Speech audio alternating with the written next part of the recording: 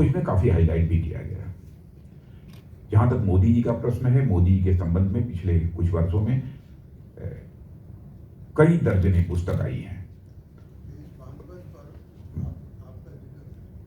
हाँ, वो तो देख लिया मैंने, अपना आदमी देख लेता है। कुछ उनके व्यक्तित्व पर, कुछ उनके करिश्मे पर, और कुछ कोई उनके अपराजेय नेतृत्व पर, और कोई उनके पारदर्शी गवर्नेंस पर, और कुछ लेखकों ने उन्हें पिछले 2 दशक की जबरदस्त पॉलिटिकल फेनोमेनन मानकर उनका अध्ययन किया है।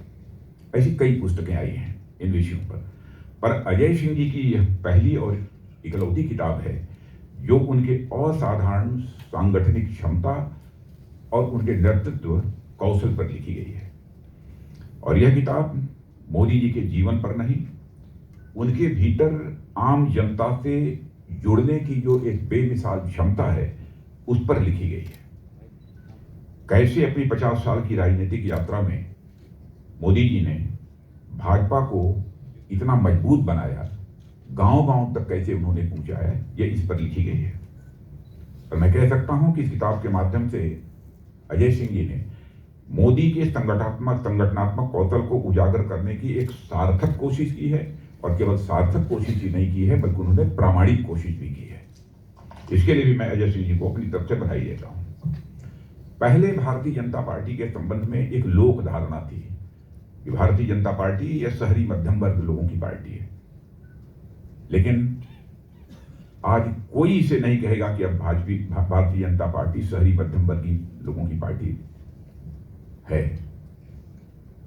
और मैं कह सकता हूं सभी वर्गों की और सभी क्षेत्रों की भारतीय जनता पार्टी को एक राजनीतिक पार्टी में स्थापित करने में मेजर कंट्रीब्यूशन यदि किसी का है तो हमारे आज के प्रधानमंत्री मोदी जी का। भारतीय जनता पार्टी को हर जाति और हर वर्ग में उन्होंने विस्तार दिया है, क्योंकि पार्टी के इस ट्रांसफॉर्मेशन का उनका एक फार्मूला क्या था, इस किताब में इस बात की चर्चा की गई है।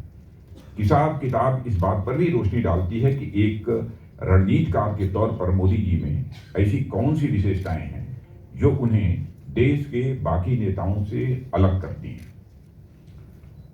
मित्रों, आपको आजाद भारत में ऐसा दूसरा नेता नहीं मिलेगा जिसे पार्टी जहां जो भी जिम्मेदारी सौंपे वहां वो उम्मीद से ज्यादा डिलीवर करे।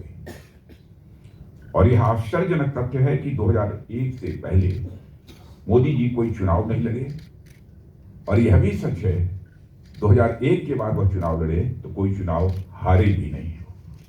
यह उनकी विशेषता है, और इससे उनकी छवि एक अपराजेय संगठक की बनी है।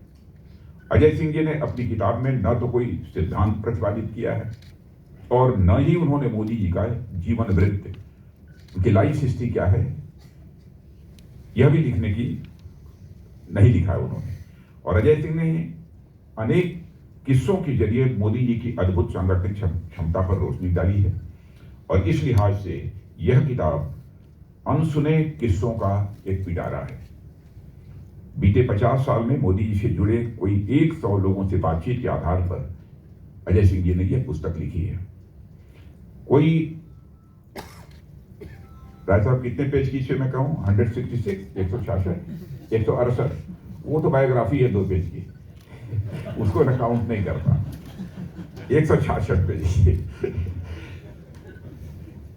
166 पेज की इस किताब में मोदी जी के जीत के मंत्र और संगठन की तंत्र की गहराई से पड़ताल की गई है। और मोदी जी को जब भी संघ या भाजपा में जो जिम्मेदारी मिली है उसे उन्होंने कैसे विस्तार दिया है, और पार्टी के कार्यक्रमों को जनमानस से कैसे उन्होंने जोड़ा है, संगठन को मजबूत और विशाल बनाने के लिए उनकी अपनी एक सोच क्या थी, अजय सिंह जी ने इस किताब में इन सवालों का जवाब दिया है। इसमें कोई शक नहीं है कि 2014 के बाद भाजपा की जो विराट उपलब्धि रही है उसके वास्तुकार मोदी जी ही रहे हैं, यह कहने में मुझे रंच मात्र संकोच नहीं है। 15 वर्ष पहले कोई उत्तर पूर्व के किसी राज्य में भाजपा की सरकार बनेगी यह कोई बात नहीं करता था। यदि कोई कहता था कि भविष्य में कभी न कभी भारतीय जनता पार्टी की सरकार बनेगी उत्तर पूर्व में, नॉर्थ ईस्ट में, लोग समझते थे वो मजाक कर रहा है। आज उत्तर पूर्व में 7 राज्यों में हमारी सरकारें हैं। एनडीए की बीजेपी लेड एनडीए की वहां पर सरकारें हैं। कई दशकों बाद देश में सबसे ज्यादा लोकसभा जीतने वाली पार्टी आज ये भारतीय जनता पार्टी बन गई है। एक के बाद दूसरे चुनाव में हमारा जनाधार बढ़ता ही गया और पार्टी देश के उन हिस्सों में फैली जहां इसके पहले उसका कोई नाम लेने वाला भी नहीं था। मित्रों, मैं मानता हूं कि महात्मा गांधी के बाद इस देश के जनमानस की मनोदशा समझने वाला, इस देश के जनमानस की मनोदशा को बूझने वाला यदि कोई इकलौता नेता है उसका नाम है श्री नरेंद्र मोदी। यह कहने में भी मुझे मात्र संकोच नहीं है। इसलिए वे जनता से सीधे जुड़ते हैं, वे जनता को समझते हैं और जनता उन पर भरोसा करती है।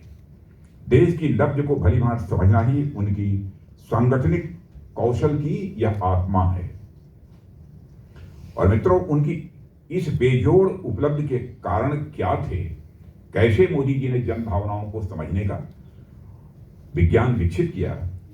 पार्टी के विस्तार के लिए उनके प्रयोग क्या थे और विस्तार के परंपरागत तरीकों में उन्होंने क्या बदलाव किए? The architect of the new BJP, how Narendra Modi transform the party, इस किताब से इन रहस्यों से पर्दा उठ जाता है। उदाहरणों के साथ तथ्य रखे गए इस पुस्तक में। किताब के मुताबिक मोदी जी ने संगठन को व्यापक और विराट बनाने के लिए 3 तरीके अपनाए हैं।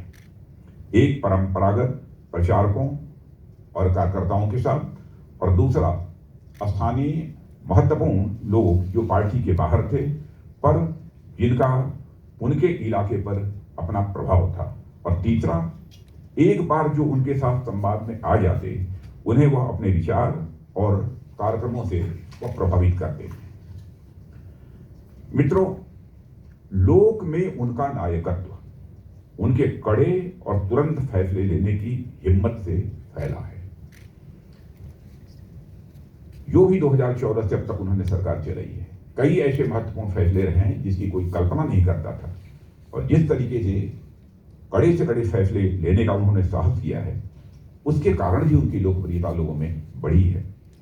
मोदी जी ने हमेशा जमीनी राजनीति की है, इसलिए वह जनता की दुश्वारियों से, जनता की कठिनाइयों से अच्छी तरह परिचित हैं, उसे समझते हैं। उनकी भाषण कला लोगों से संवाद करती है। उनकी दिनचर्या बहुत ही कड़ी होती है, अनुशासित होती है। मैंने एक बार पूछा कि रात में कितने घंटे सोते हैं? मैं देखता हूँ आप सुबह भी फ्रेश रहते हैं, शाम को भी फ्रेश हमको दिखाई देते हैं। तो उन्होंने कहा कि हाँ, मैं सोता हूँ और कभी 3.5 घंटे के अंदर उनकी नींद पूरी हो जाती है, एक ही बार में। मैं कह सकता हूं कि पिछले 8 वर्षों में भाजपा ने जो अपराजय यात्रा की उसमें पार्टी की विचारधारा और राजनीतिक घटनाओं का तो योगदान था, पर उस विचार को जनता तक पहुंचाने और आम जनता के भरोसे को जीतने में मोदी जी की रणनीति बेमिसाल थी।